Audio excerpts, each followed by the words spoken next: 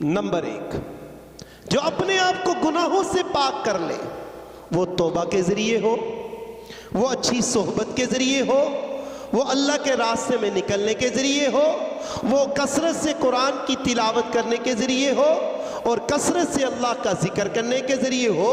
जो अपने आप को गुनाहों से पाक कर लेता है, अल्लाह ताला उसको अपना करीबी बंदा बना लेते हैं, अपना कुर्ब दे देते हैं, अपने औलिया में शामिल कर लेते हैं। एक चीज ज़हन में रखें, ये चीज हमेशा याद रहे कि पानी पे चलना, हवाओं में उड़ना या करामात का जाहिर होना, ये विलायत की निशानी नहीं है। फलां बंदा पानी पे चल रहा था, पानी पर तो एक लकड़ी का टुकड़ा रख दिया जाए वो भी बेहतर रहता है।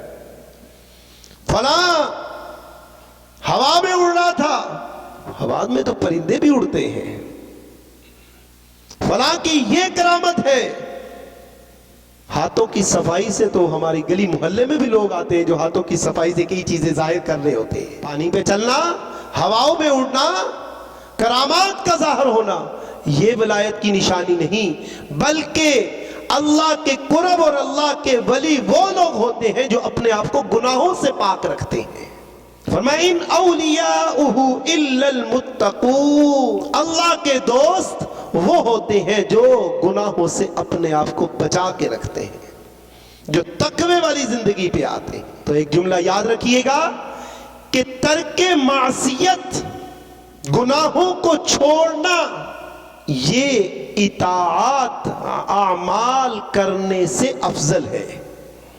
ये जुमला याद रखिएगा कि गुनाहों को छोड़ना ये आमाल करने से अफजल है। लंबी लंबी नमाजें, लंबे लंबे सजदे, लंबी लंबी तिलावतें, कुरान बड़ी अच्छी बात है, लेकिन ये इताअत की कसरत है, बड़ी अच्छी बात है।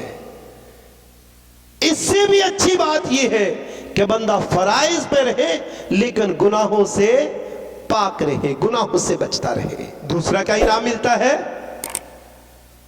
कि जो बंदा अपने आप को गुनाहों से पाक कर लेता है, जो शख्स अपने इल्म और इरादे से, जो शख्स अपने इल्म और इरादे से गुनाह करना छोड़ देता है, अल्लाह ताला उस बंदे की दुआओं को रद्द करना छोड़ देते हैं।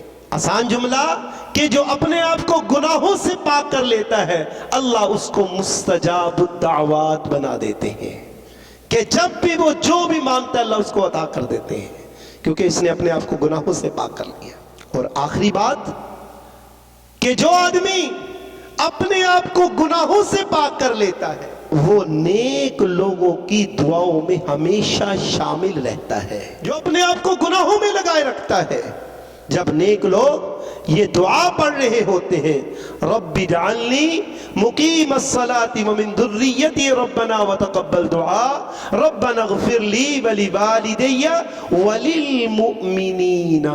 उलमा कहते हैं ईमान वालों में वो लोग शामिल होते हैं जो गुनाहों से अपने आप को पाक रखते हैं, जो गुनाहों से अपने आप को ना बचा के रखे, गुनाहों में लगा रहे, दिन रात गुनाहों में गुजारे। नेक लोग मक्का में बैठ के, मदीना के अंदर, बैतुल मक़दस में, जिहाद में, अल्लाह के रास्ते में जब ये दुआ पढ़ रहे होते हैं, इस दुआ के अंदर गुनाहगारों का हिस्सा नहीं होता, वो निकल चुके होते हैं। तो अगर हम ये चाहते हैं कि हमें अल्लाह का कुर्ब मिले और हमारी दुआएं कबूल हो, दुआओं में हमारा हिस्सा रहे, तो हम सबको अपने आप को गुनाहों से पाक करना है। अब गुनाहों से पाक करने के लिए या तो तौबा कर ली जाए, या अच्छे माहौल में आ जाए, नेक लोगों की सोहबत में बैठा करें, उलमा के पास बैठा करें। नहीं तो आसान है रास्ता के इस माहौल में अल्लाह के रास्ते में निकले। वहां बंदा जाता है, इंसान को पता चलता है मैं कहां खड़ा हूं, तो अपने आप को गुनाहों से खुद भी पाक करना है और गलत माहौल से बचना है और अपने घर वालों को भी बचाना है। इसके लिए सभी कोशिश करेंगे इंशाअल्लाह।